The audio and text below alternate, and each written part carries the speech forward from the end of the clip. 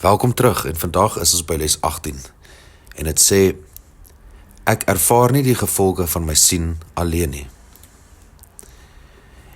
Hierdie les vra vir ons om bewus te wees daarvan dat die uitwerking van hoe ons sien nie in isolasie ervaar word nie.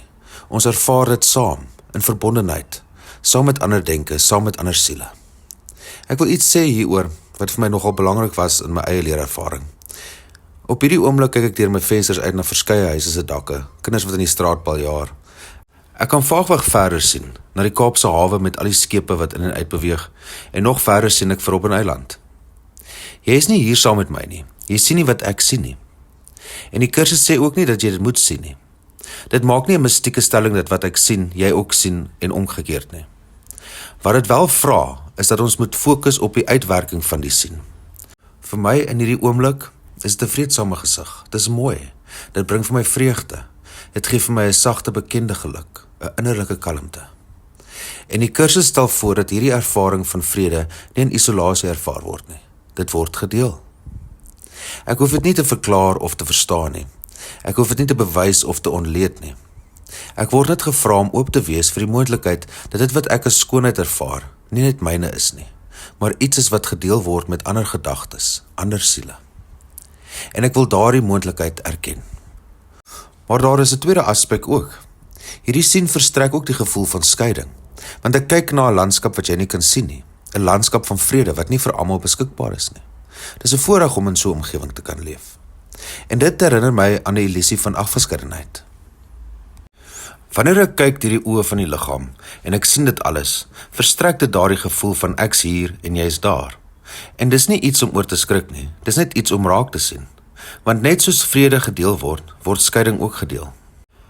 Skeiding bring skuldgevoelens, vrees, angs en hartseer. En as ek dit raak sien, dan begin ek verstaan dat ek verantwoordelik is vir my sien. Nie op 'n skuldige manier nie, maar op 'n manier wat my help kies om liefde en vrede uit te straal, sodat ons almal daarin kan deel hê.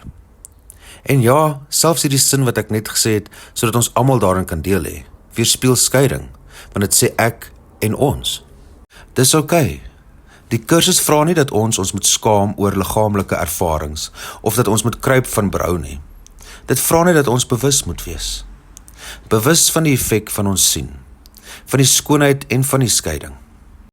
En dan vra dit van ons om oop te wees vir die moontlikheid dat selfs ons scheidingservarings, hierdie sien as 'n afgeskeide wese, ook 'n gedeelde ervaring is. Want denke is verbind, gedagtes is nie geskei nie. En daardie oopheid bring iets saam met hom. Die moontlikheid van genesing. Die moontlikheid van 'n ander manier.